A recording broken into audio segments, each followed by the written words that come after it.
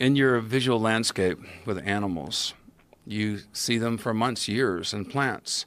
So you have a familiarity factor. But mushrooms that come up and disappear in 4 or 5 days, some of them can feed you, some can kill you, some can heal you, some can send you on a spiritual journey. So to have something so powerful and yet so ephemeral, it's natural for humans to avoid that which they don't understand out of fear because they don't know the difference. But 23 primates consume mushrooms, humans being one of them. And so that speaks to a long ancestral use of mushrooms going back, in our primate evolutionary tree for a very, very long time. We separated from fungi 650 million years ago. Maybe you did, dude. I know some people that are probably still. Well, basically, we are descendants of fungi. Yeah. We share more common ancestry with fungi than we do with any other kingdom. And fungi are closer to animals than they are to plants.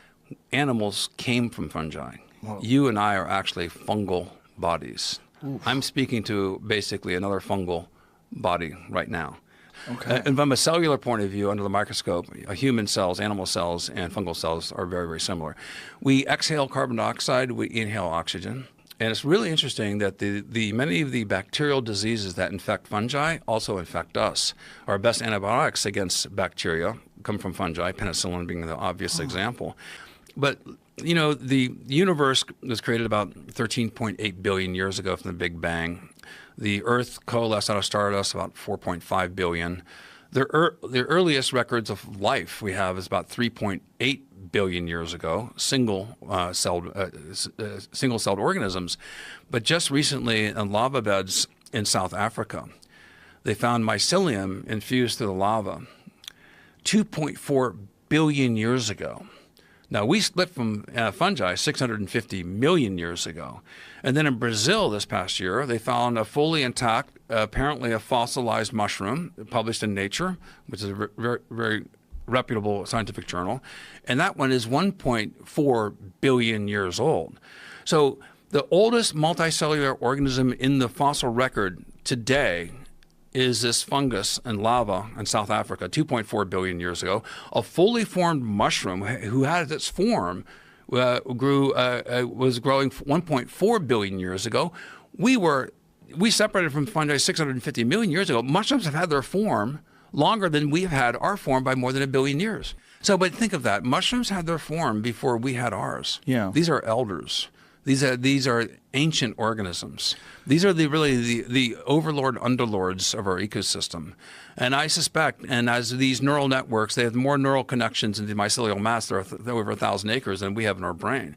They are actually accumulating not only genetic intelligence, but I think that as time goes on, I hope that we will be able to interface with them, because I think that there is many benefits of us communicating with mycelium that can give us rapid responses to catastrophia. That's how they've evolved. And we're now the biggest walking catastrophe that I know, walking across the planet. And we need to engage these fungal allies for the benefits that we need to put into play in order to prevent the loss of biodiversity. It seems like a communication gap would be very hard to bridge. The communication gap, I mean, if we really did find a way to communicate in some form with mushrooms, like the concept of language, like you were talking about, just the idea of nature and intelligence and these words that we have these sort of concrete definitions in our head that don't really apply to some things that are very, very confusing to us, like the idea of fungal intelligence, the idea that you could somehow or another understand the language that these things, we don't even understand dolphin language, right? Well, one classic example, Japanese are so clever at this. There's a slime mold, called Physarum polycephalum, and they had and this slime mold is very, very good at navigating through mazes and challenges. I mean, first to food wins. The conservation of energy, is rewarded. So you don't how want do they set this up? They put a little bit of it. They did several experiments. The most fun one is they designed a nutrient, basically a nutrient-like maze, replicating Tokyo in the Japanese subway system. And so they started with Tokyo, and they put oats, which is a nutritional source. They inoculated what is on this basically an agar map with all the major cities, the nodes around Tokyo. And they then each of those nodes had a piece of oat on them, which was a source of nutrition. The main oat was where Tokyo was. They inoculated it, and then they let the slime mold then grow. And first it grew out randomly, exploratorily, just like you would do if you're a hunter or something. You're hunting on the landscape looking for things. And then after about 28 hours, it reorganized itself in the most efficient way possible and reorganized the Japanese subway system in a more efficient manner than it's designed today. Thus, they said, not me, not Paul Stamets, this is a demonstration of cellular intelligence. Whoa. So this is the tip of the proverbial mycelial iceberg. This has broad implications. And I just want people to suspend their disbelief. And this goes into actually the evolution of human consciousness. And Terence McKenna was a good friend of mine. I love Terence. I especially loved him the last 5 years of his life because he made fun of himself so much. Terence and Dennis both came up with a stoned ape theory. Now, it's not a theory, it's a hypothesis. A hypothesis is speculative, but cannot necessarily be as not yet proven. A theory is a hypothesis that has been tested and proven with facts. So I disagree with them in saying it's not a theory, it's a hypothesis. But the hypothesis of the stoned ape, which I think you've alluded to before, is that with climate change and as the savannas increase and our primate ancestors came out of the forest canopies, they're tracking across the savanna. And if you're a hunter, what do you look? You look for footsteps and you look for scat. And the most significant fleshy mushroom going out of poop in Africa, hippopotamus, elephant, deer, antelope, etc., is Psilocybe cubensis. It's a very large mushroom. You're hungry. You're with your clan. You consume it, and then 20 minutes later, you are catapulted in this extraordinary experience. Psilocybin substitutes as serotonin, becomes a better neurotransmitter, activates neurogenesis. It causes new neurons to form, new pathways of knowledge. So that's the stoned ape hypothesis, and it speaks to a mystery that the human brain, basically the brain cavity doubled in size in about 2 million years. Some people say it's less than 200,000. Homo sapiens less than 200,000 years? Yeah. Homo sapiens arrived 200,000 to 300,000 years ago. That's a big gap, right? It's a big gap. Well, the science is like that. So you want to be scientifically accurate here, I need to show the extreme margins of what's been estimated. So if we accept 2 million years that and it's been shown in the fossil record, this is true. The oldest Homo sapiens fossils are 300,000 years old now. But we have a suddenly doubling of the human brain. And with that, our language centers increased, our ability to prognosticate, to plan. And there's no explanation for this currently. And even though we may not be able to prove it, I ask people to suspend their disbelief for a second. Now think of this. Our primate ancestors are going across the savanna. They ingest these mushrooms as a clan. Massive input for anyone who's eaten these mushrooms. Huge amounts of data is coming in. Fractal patterns, geometrical, landscapes occur. You have empathy. You have greater courage. You're fighting a saber-toothed tiger. One day you have a fear of it. We know now from neurogenesis and the extinction of the fear response that has been clinically proven, psilocybin allows you to reset and have different neurological pathways to respond to fear, overcoming the fear conditioned response, potentially PTSD, and there's a lot of research on this currently. So, but this wouldn't happen one time with one hominid group. It wouldn't happen 2 times, 10 times.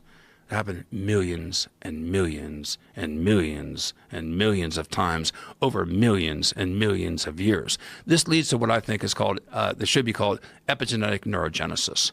We know that there's a regeneration of neurons. We know that psilocybin substitutes the serotonin.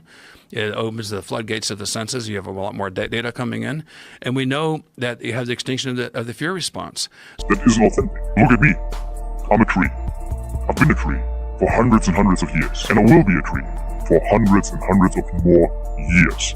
I'm not trying to be anything else. I just am. This was the first time that I understood the concept of being. Being with no agenda, just being your truthful self. And this is essentially where the good trip ended. All of a sudden I looked to the ground and the grass started shifting, and in between the grass and the sand, out of a sudden, Mayan calendar-like patterns started appearing everywhere. This is the moment where I totally forgot who I am. I couldn't remember my name or my friend's name. I was looking at him and I had no idea who he was. I asked him, who am I? Who are you? All he could answer is, me? I? Who is we? What? He was gone. He went schizophrenic, and so did I. At that point, I totally forgot that I took mushrooms. I couldn't recollect. I was asking my friend if we are crazy, if we are in a mental institution. What is this? I don't know who I am. I don't know why I am like this. And how long have I been like this? In this state of mind, obviously, this seemed like forever. It seemed like an eternity. Out of a sudden, I get this epiphany that I am in purgatory, that I died thousands and thousands of years ago. There used to be a life of a Bobby and a Martin, but this life has long passed. Now I am in purgatory and I have to understand what I have to do before I can finally rest in peace. In that moment, so much sadness overcame me because I wasn't seeing myself as Bobby anymore, but I saw this Bobby somewhere very, very distant, dead now, and I felt so sorry that this existence had to end. I was so sorry and sad that this existence came to an end so early, and if I could change it, I would. If I could only go back in time and save Bobby from dying, I would. It was the most important thing to do. Approximately 100 meters away was a bridge, and I said to myself, I don't know what this purgatory is about, but I see this bridge.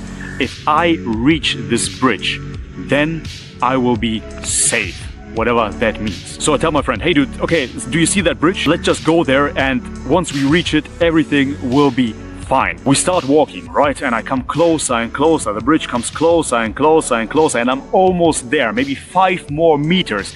There is the bridge. In 5 more meters, everything will be fine. Yeah, bullshit. Once I reached it, all of a sudden, the bridge skips 100 meters backwards, and I have to chase it again. I'm trapped in a loop, and I have to repeat this cycle at least 50 times or so. I'm not joking. I tried to reach this fucking bridge for an hour or so. I was constantly walking towards the bridge, but I couldn't reach it. To this very day, I have no idea how that looked in reality. Maybe I was just standing there for a second, and in my mind I was walking miles and miles on end. By some miracle, after hours and hours and hours of tripping, I think we were already 5 hours in, I finally reached that bridge. Not far away from that bridge was my car parked. We went into it and we sat down. This was when I could finally call my friends and tell them to pick me up. Approximately half an hour later, which was a felt eternity, my 2 friends, Alois and Daniel, came down with my little sister, Marcy. I was still tripping and I told them, guys, are you real?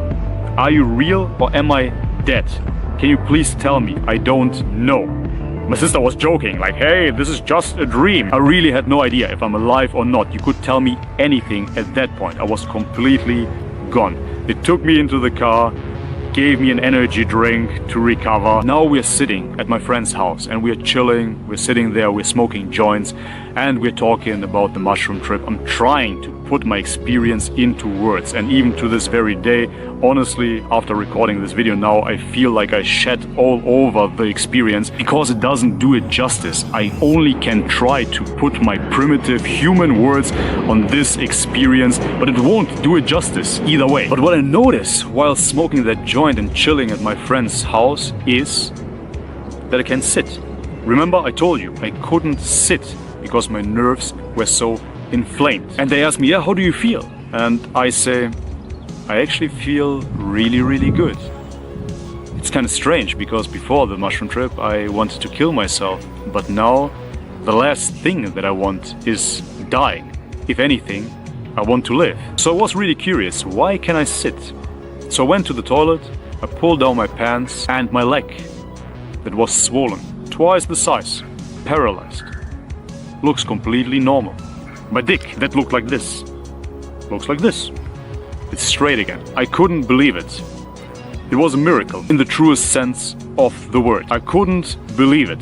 Honestly, after that second horrific part of the mushroom trip, I never wanted to do it again in my life. My ego apparently still wasn't dissolved completely. But after seeing the true physical changes, I had no other option than to continue on this path. After that, I started tripping every weekend at least once, sometimes twice. And I cured myself completely. I have no viral infections anymore. I went to the blood test, everything came back negative. I don't have any skin rashes anymore. I don't have any inflammation anymore. My lymph nodes are back to normal and I'm not paralyzed, obviously, anymore. I could go back to working out and I can enjoy my sex life as well. So, as I said, I really hope that this message will reach people out there and that they will rethink psychedelics. As I said, I was in a super materialistic mind state. I thought they're just drugs and they won't do you any good. Again, disclaimer, I have to say this, don't take drugs, don't do what I do. This is just for educational and entertainment purposes only. But this is what happened. From a cripple, more or less, I started to walk and to live again. So I really want you to know, if you have a depression right now, and a lot of my viewers are depressed, they wrote me, hey, I wish I would have your joy of life, so on and so forth. I went through hell, essentially, but I'm grateful for it. I would never be the person that I am today. I know that sounds kind of cliche and corny, but it's the case. I had to go through hell to appreciate life. I had to see death to say to myself, I want to live. I know it's a very, very far out concept. It is almost impossible to wrap your head around it, and believe me, if somebody would have told me this when I was 24 years old, I would say you're a fucking hippie, you're a junkie, you have no fucking idea what you're talking about, it's just a placebo effect and whatnot. But guys, even if it is a placebo effect, my physical body was healed due to the mushroom. I really hope that this story will reach somebody out there that is suffering in the moment and will help him out. If you have a friend that is depressed or you are depressed, share the video with them and show them that they always can kill themselves tomorrow. Trip out first. Well, people don't know how to do it, you're right. And so maybe it's useful. I mean, this is certainly tying up loose ends. I feel like this is where we really soar out toward the edge and stretch the envelope of the institution. But you must know how to do it, right? And so how you do it, in my humble opinion, but based on experience, is you, first of all, you take a committed dose. You don't take some namby-pamby, piddling, testing it out, toe in the water kind of dose. Because, you know, even in the gospel, Christ says, it's the lukewarm that I vomit out of my mouth. You know, don't bring me any dilettantes, no dabblers, no drugstore cowboys. So you take a committed dose. What is a committed dose? A dose that when you think about taking it, you feel fear. That's a committed dose. So you take a committed dose. And then you take it on an empty stomach. And then you take it in silent darkness. Leave your Walkman alone. Forget Mozart. Forget the Pink Floyd. Forget Bach's choral preludes. It's ridiculous. All that stuff sounds fine without these things. And this is heresy to some people. I mean, to some people it's all about choosing the music. Again, this selling out, you know, what the hell? You can't illuminate your mind without having a synthesizer diddling in the background. So, silent darkness, committed dose, empty stomach, and then it's very simple. You lay down, you shut up, you close your eyes, and you look at the back of your eyelids with the expectation that you may see something. Now, people have in describing this back to me, people have called that the McKenna method, which seems to me just, you know, you must be nuts to think of it that way. Because I talked to someone, I won't name him, but a great researcher, widely published researcher in psilocybin. And he'd done 80 trips and given it to 25,000 people and so forth. And I said, well, what did you make of the hallucinations? And he said, I never closed my eyes. And I realized, you know, that these guys are just quaking with terror. And a lot of people, the main reason in the 60s, I saw a lot of people who took LSD for one reason only.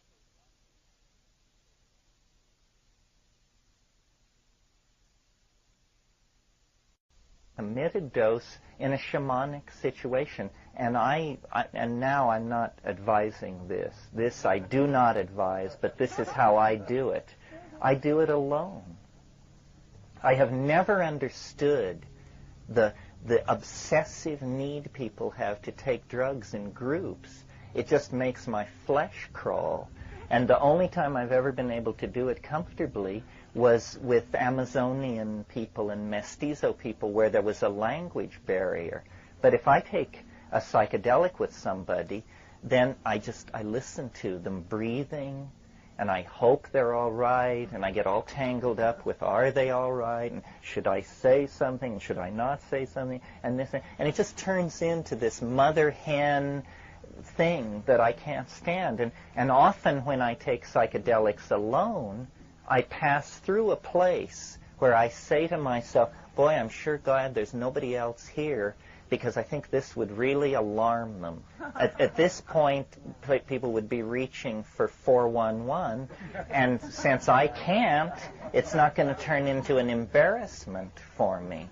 So I think, you know, committed dose, silent darkness, empty stomach, lay down, shut up, be still. Keeping still, the I Ching says. It's all in keeping still.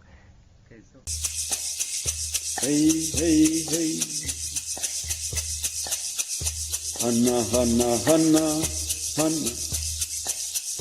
Hanna Yari, oh, hey, hey, hey.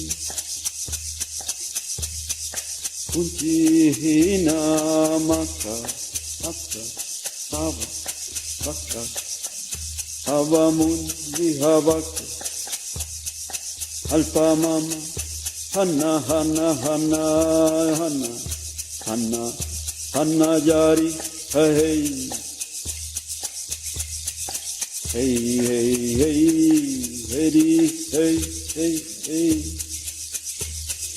hey, hey, hey, hey, hey, hey, hey, Purnami lani samani, neute di monae, Hanna, Hanna, Hanna Yari, Pahei, Matakai ve Kwameto, Hanna, Hanna Yari,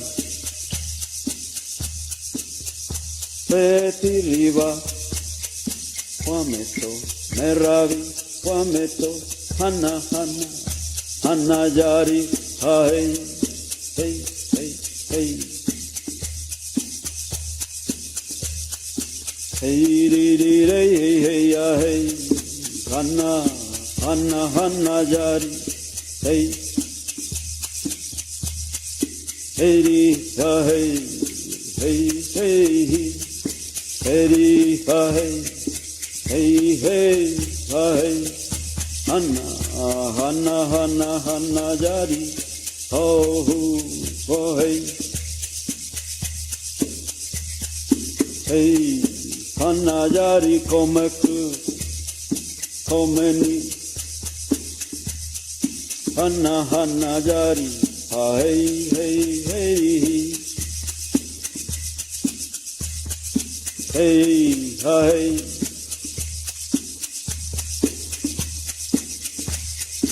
balam balam nakal pakar hanna jari neha oh hey hey hey hey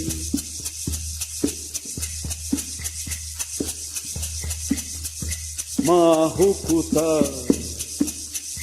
hate pakar hanna hanna jari neha oh hey hey hey balam balam kite hate pakari hanna hanna jari neha oh hey hey hey hey ha hey iki balam hate pakari hanna hanna jari neha oi hey hey hanna hanna hanna jari uturunguruna hanna jari komeni komeku pakari hey hey hey hey hey nebukuta hanna jari oh oh hey uturungu tijarina uturungu tukuna hey uturungu runa hanna jari komeni komeku neha kahujali samani hanna jari neha oh hey hey hey navinung we hanna jari hey koko me paka hey heri ya hey uturungu wasi hanna jari neha komeni komeku navinung we uturungu runa hey ya hey hey oh ho ho hey kahujali tamani hanna jari neha pakari oh hey hey hey hey hey hey hey hey oh ho hey hey hey hey